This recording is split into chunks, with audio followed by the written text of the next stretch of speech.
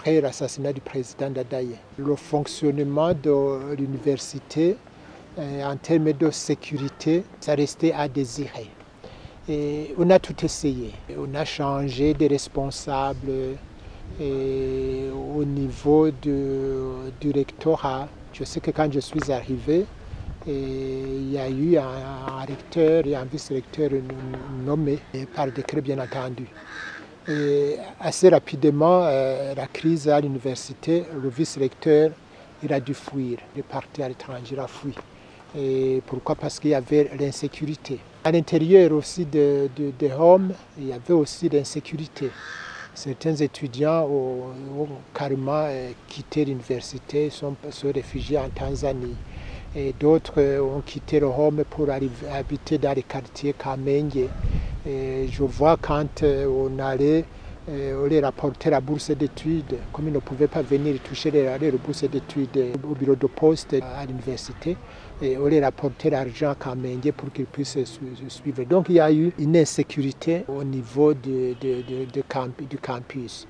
Et une insécurité qui est restée quand même, je dirais, gérable, puisque les étudiants continuaient quand même à fréquenter les auditoires et tout en rentrant à l'extérieur. Il y avait l'un ou l'autre courageux qui était resté dans les homes. Et surtout que les moyens ne permettaient pas à ces étudiants de se louer donc, des chambres qui vivaient à l'extérieur. C'était les gens qui parvenaient à se faire loger par les connaissances et les familles, etc., etc. Donc une situation explosive à l'intérieur de l'université. Alors on m'a proposé toutes sortes de solutions pour que la situation soit maîtrisée. On m'a même proposé que la direction de la régie des œuvres universitaires soit dirigée par un militaire. Pour ce à quoi j'ai consenti. On a nommé là-bas un colonel qui gérait donc les œuvres universitaires, la régie des œuvres universitaires, avec l'idée qu'il allait y avoir une amélioration sur le plan sécuritaire. Bon, on a même mis en place des comités donc, mixtes donc, de sécurité, soi-disant que bon, les uns et les autres allaient donc, se rassurer. Malgré tout cela, ça n'a pas du tout amélioré la situation. Il y a eu les événements du 11 juin 1995. Nous en étions au 3e recteur. Alors, je dois vous avouer en toute franchise que dans la nuit du 11 au 12, je n'ai pas su ce qui s'est passé. Je n'ai pas été informé ni par le recteur, ni par les services de la régie. Et parce que la veille donc, du 10 juin, il y a eu des étudiants qui ont été appréhendés au niveau du campus. Il y en a même un qui a été massacré, donc tué en présence du recteur de l'époque. Il ne m'a pas informé donc, de cette situation, de cet étudiant, le recteur ne m'a pas informé. Donc tant et si bien que j'ai passé la nuit donc, du 11 juin comme tout le monde. Le matin, j'apprends qu'on m'apprend par radio-trottoir, ce n'est pas le recteur qui m'a informé, qu'il s'est passé des choses au campus Mutanga. Et bon, comme j'étais responsable de ce secteur, j'avais 2 militaires donc, comme garde.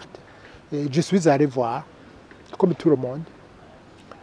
J'arrive là, je trouve que toute la population de Nyakabiga avait déménagé dans le campus Mutanga. Donc il y avait un monde fou. Non seulement il y avait les étudiants, mais il y avait aussi toute la population des gamins, etc., les adultes, tout Nyakabiga était dans le campus. J'ai demandé aux services de sécurité qui étaient sur place d'évacuer donc ce monde-là pour qu'ils retournent dans leur quartier. Et je dois dire que je prêchais dans le désert. Après, quelqu'un est venu me chuchoter à l'oreille qu'il y avait des étudiants qui avaient été donc, tués dans leurs chambres. Je suis rentré dans quelques chambres qu'on m'avait indiqué où il y avait des corps qui gisaient par terre. Et bien effectivement, c'était ça. C'est ce que les gens ont montré sur la vidéo qui est en train de circuler. Je suis rentré donc, avec les gens qui m'ont aidé à tirer ces corps donc, à sortir de ces chambres-là. Nous en avons sorti 14 gens que vous avez vus.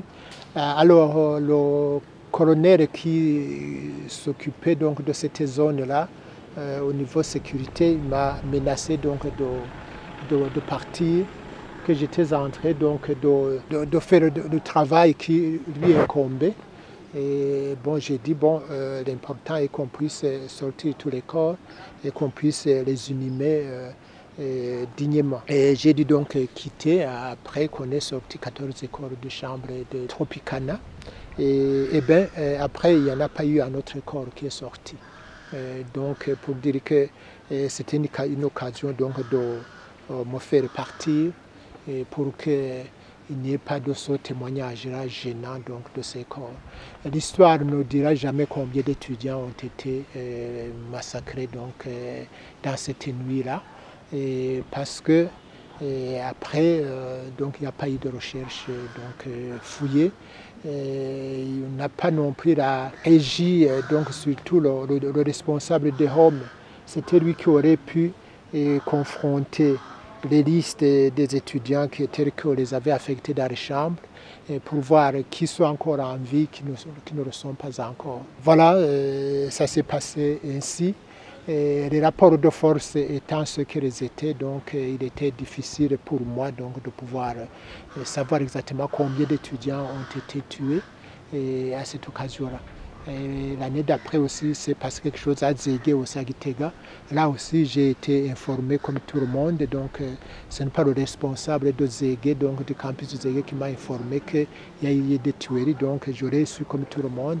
Donc, pour vous dire que les rapports de force en présence à cette époque-là n'étaient pas du tout favorables donc, aux responsables donc, de l'éducation que j'étais.